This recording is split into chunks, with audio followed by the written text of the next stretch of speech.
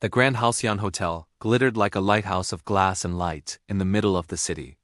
Guests arrived wrapped in perfume and confidence, barely noticing the man who polished their reflections from the marble floor.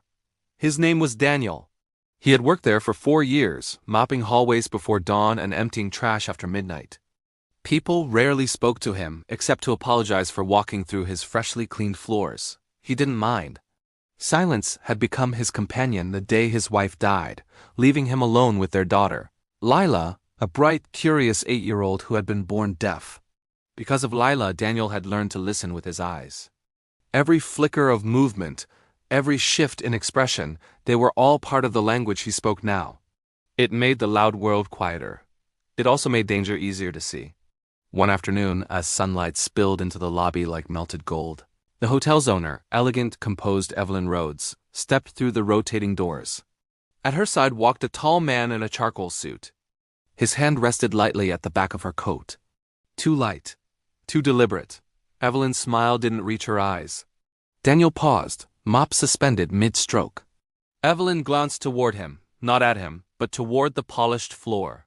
For a heartbeat, her fingertips moved. Not a wave, not nervous fidgeting. A message. Help. Gun. Don't react.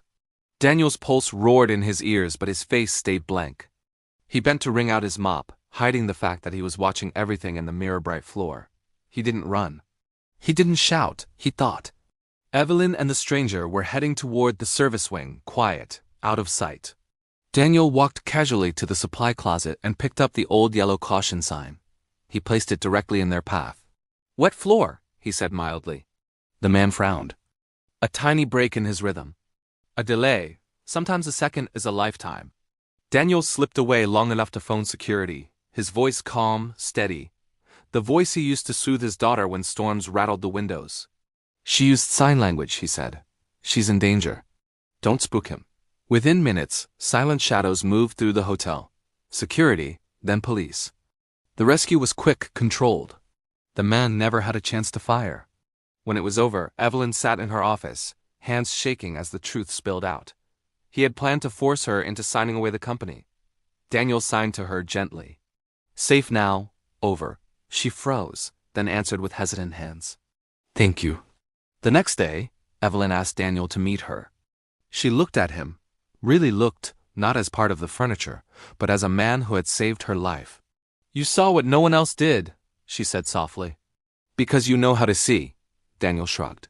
"I just didn't look away." A smile broke through the exhaustion on her face. "Then let's build a company that doesn't look away either." Months later, the Halcyon felt different.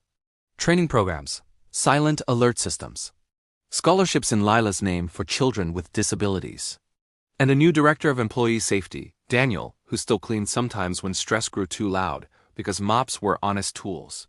One evening, Lila stood in the lobby beside a plaque honoring her father. She traced the letters with small fingers, then signed to him. "Proud of you." Daniel signed back, "I'm proud of you too." Outside, the city shimmered with voices Daniel could not always understand.